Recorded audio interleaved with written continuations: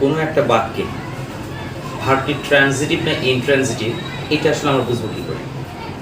তো ভার্ব ট্রানজিটিভও হতে পারে, ইনট্রানজিটিভও হতে পারে। আর এইটা বোঝার জন্য একমাত্র বুদ্ধি হচ্ছে ওই ভার্বটি অবজেক্ট নিয়ে অবস্থান করছে কি না, অর্থাৎ বাক্যটিতে ভার্বের অবজেক্ট আছে কি নেই। যদি অবজেক্ট থেকে থাকে তাহলে সেটি ট্রানজিটিভ, এবং অবজেক্ট যদি না থাকে তাহলে সেটি ইনট্রানজিটিভ।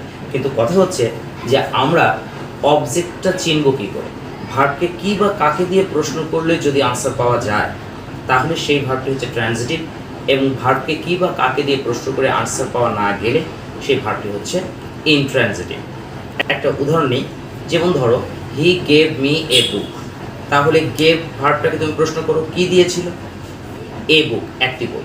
কাকে দিয়েছিল? মি, আমাকে। তাহলে এখানে অলরেডি আমরা দুইটা অবজেক্ট পেয়ে গেছি, তাই গেভ ভার্বের দুইটা অবজেক্ট থাকার কারণে গেভ ভার্বটা এখানে আমাদের ট্রানজিটিভ ভার্ব হিসেবে আছে।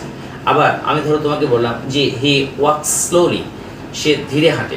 ওয়াক্সকে তুমি প্রশ্ন করো কি হাঁটে বা কাকে হাঁটে, দুটো কোনোটারই উত্তর হচ্ছে না স্লোলি, তাই ওয়াক্স এখানে ইনট্রানজিটিভ ভার্ব। তাহলে যে ভার্বটা তোমার অবজেক্ট নিয়ে বাক্যে অবস্থান করছে সেই ভার্বটাকে আমরা বলছি ট্রানজিটিভ, যে ভার্বটা অবজেক্ট নেই তাকে আমরা বলছি ইনট্রানজিটিভ। আর অবজেক্ট পাচ্ছি ভার্বকে কি অথবা কাকে দিয়ে